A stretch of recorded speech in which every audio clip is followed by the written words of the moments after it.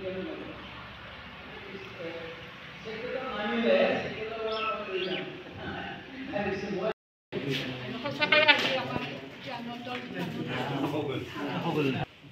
যিসকল বন্ধু বান্ধৱীয়ে অশেষ চেষ্টা কৰি আমাৰ ফোন নম্বৰবিলাক সংগ্ৰহ কৰি আমাক এনেকৈ আজি এক লগ হোৱাৰ উপক্ৰম কৰিলে তেওঁলোকলৈ মই অশেষ ধন্যবাদ জনাইছোঁ।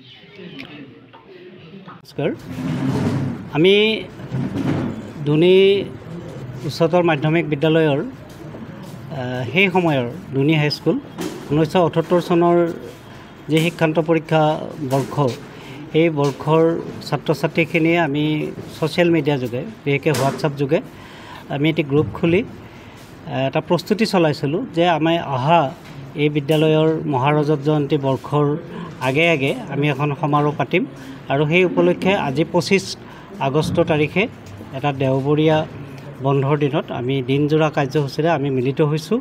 আৰু আমাৰ প্ৰধান উদ্দেশ্য হ'ল যে এই বিদ্যালয়ৰ পৰা আমি যিসকল ছাত্ৰ ছাত্ৰী ওলাই গ'লোঁ, আজি 47 বছৰ মূৰত আমি প্ৰথমবাৰ লগ হৈছোঁ। আমাৰ মাজত আন্তৰিক যি ভাৱ বিনিময়, আমি ইজনে সিজনক হয়তো বহুতে চিনি পোৱা নাছিলোঁ বা পাহৰি গৈছিলোঁ, আজি আমি একত্ৰিত হৈছোঁ। খুবেই সুন্দৰ, খুব ভাল লাগিছে। বহুত দিনৰ পৰা ৰখি আছিলোঁ, এনেকুৱা এটা দিন আহিলে ভাল আছিল। অৱশেষত আহিলে মহাৰজত জয়ন্তীয়ে আমাৰ মহামিলন আনি দিলে আজি। গতিকে আমি খুবেই আনন্দিত, খুবেই সুখী। আৰু আমি ভাবিছোঁ যে এই যিটো আমাৰ মহামিলনৰ দিন এটা আমি আগলৈও এনেকৈ কঢ়িয়াই লৈ যাম। আমি সেই সময়ত আচলতে একেলগে পঢ়াবিলাকে আমি অতি বন্ধুত্ব আছিলোঁ।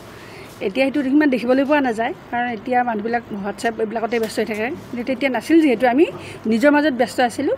গতিকে আমি আজি এনেকুৱা লাগিছে যে আমি 10ম শ্ৰেণীত পঢ়ি থকা ছাত্ৰ ছাত্ৰীলৈ ৰূপান্তৰ হৈছে আচলতে।